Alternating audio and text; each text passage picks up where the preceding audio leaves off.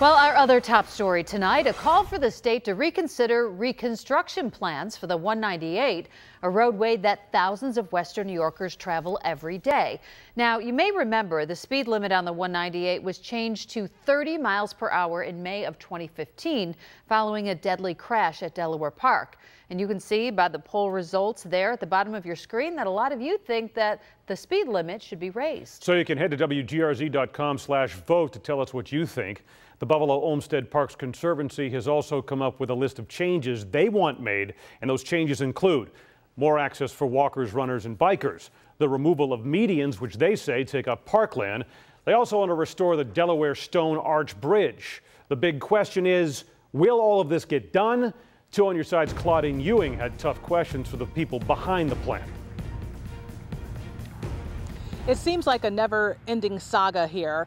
What to do, what not to do. And today the Conservancy said they want the Stone Arch Bridge, as you mentioned, to be used for pedestrians and bikes only. But as you can imagine, there are still so many questions.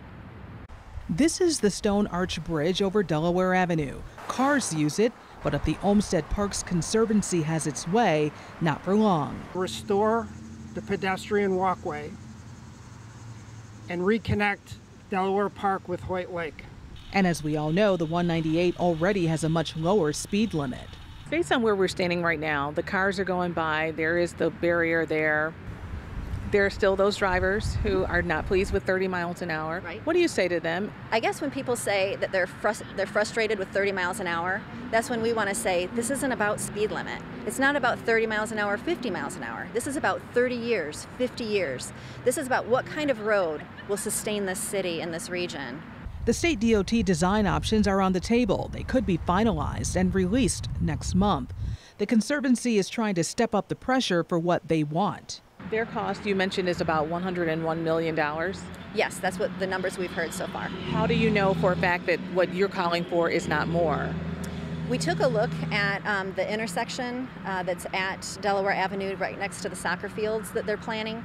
If you were to take the cost of such an 8-lane intersection and then look at what a bridge rehabilitation would be, we think that the numbers are quite equitable. It's a state project in the city, so we asked the mayor where does he stand on the design plans. Byron Brown, homeowner, lives very close, but again, Byron Brown, mayor, thinks it's important for the public to have its say, for stakeholders to have their say, and so we are recommending that stakeholders send any concerns, any ideas to the Department of Transportation and the federal government. The DOT is proposing 2 big intersections. We believe that you could use the roadway that actually runs along the 2 exit ramps and just have the one connection at Delaware Avenue. 2.2 miles of road divide the Delaware Park. What's interesting is that at today's press conference, there were no politicians there.